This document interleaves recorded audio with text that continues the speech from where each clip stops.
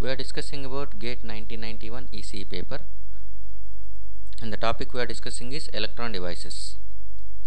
This is second 5-mark question, came in GATE 1991. Look at the diagram. The diagram is N-channel JFET. It is required to use a JFET as linear resistor.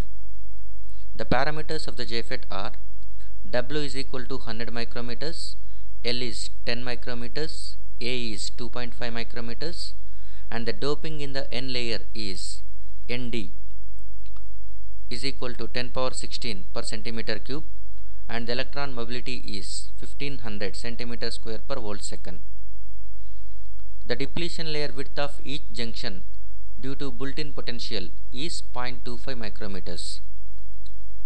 The depletion layer width of each junction due to built-in potential is 0.25 micrometers. The two P-plus gate junctions are connected together externally. The resistances of the regions outside the gate are negligible.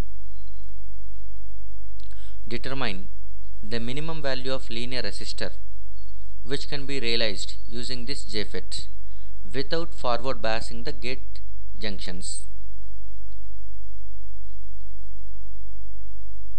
So we'll see how to solve this problem.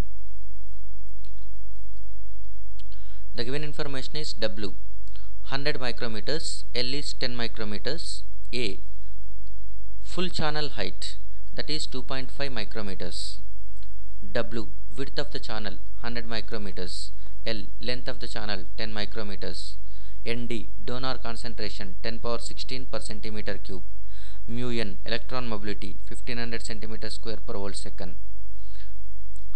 Delta depletion layer width of each P plus N junction, that is 0.25 micrometer. Since it has two P plus gates, there will be two P plus N junctions, and across that one you will get the depletion layer width, and the width is going to be 0.25 micrometer across each junction. We need to calculate the resistance realized by this JFET. RDS minimum. RDS with VGS is equal to 0 volts. RDS minimum is nothing but minimum resistance possible. Minimum resistance is possible only when maximum current flows. Maximum current can flow through JFET whenever VGS is equal to 0 volts. So RDS minimum is also treated as RDS with VGS 0. We know the current equation. Drain current is equal to current density into area of channel. Otherwise current density is current per unit area. From that one you can write drain current is current density into area of the channel. Current density J is nothing but sigma into electric field. ID is equal to sigma n into electric field into area. Electric field is nothing but VDS by L. Electric field volt per meter, that is nothing but VDS by L into area. So from this one VDS by ID, if you write at that time, that will be treated as RDS, drain to source resistance. RDS is nothing but ratio of VDS to IDS. So that can be written as L by sigma n into area, where sigma n is the conductivity of N channel. That can be written as Nn into Q into mu n. Nn is nothing but Nd into Q into mu n. So Nd is given 10 power 16, Q is known 1.6 into 10 power minus 19, mu n is given 1500.